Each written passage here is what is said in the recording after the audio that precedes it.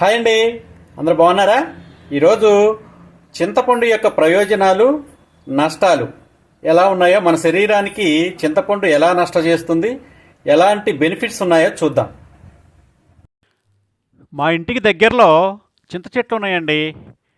మా సడ్డుగుడు మొన్న వచ్చాడు. ఆయన అయితే చెట్టు ఎక్కగలడు అనమాట. చెట్టెక్కిచ్చేసి చింతకాయలన్నీ రాలుపుకొని వచ్చామండి.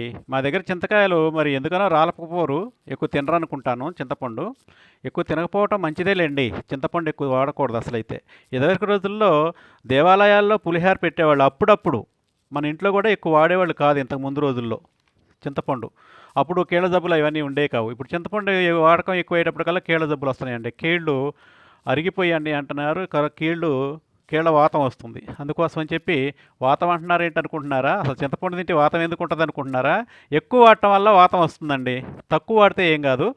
అయితే 21 రోజుల్లో విరేచనకారిగా ఉపయోగించేవాళ్ళు చింతపండుని.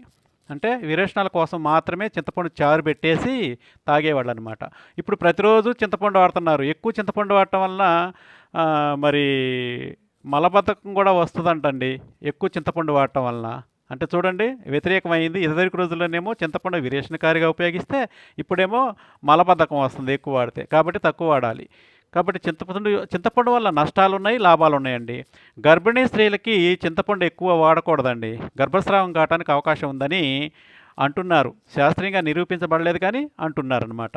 అలాగే దీంట్లో చింతపండులో పొటాషియం ఎక్కువ ఉంది కాబట్టి కిడ్నీ జబ్బులు ఉన్నవాళ్ళు ఖచ్చితంగా చింతపండు వాడకూడదండి అస్సలు. పొటాషియం ఎక్కువ ఉంది కాబట్టి జబ్బులను ఎక్కువ చేయడానికి అవకాశం ఉంది. బీపీని కూడా తగ్గిస్తుందండి చింతపండు. కొలెస్ట్రాల్ని అంటే చెడు కొలెస్ట్రాల్ని తగ్గించేసి మంచి కొలెస్ట్రాల్ని కూడా పెంచుతుంది ఈ చింతపండు అనమాట. బరువు తగ్గడానికి కూడా ఉపయోగపడుతుంది. ఏది ఏమైనా చింతపండు తక్కువ వాడటం మంచిదండి. ఈ రోజుల్లో ప్రతి దాంట్లో చింతపండు వేస్తున్నారు. అలా వాడటం మంచిది కాదు. థ్యాంక్ యూ అండి. Thank you. మీ అందరికీ వీడియో నచ్చిందనుకుంటాను. మరి చూస్తారే, సబ్స్క్రైబ్ చేయండి please. Like, share, subscribe. Thank you.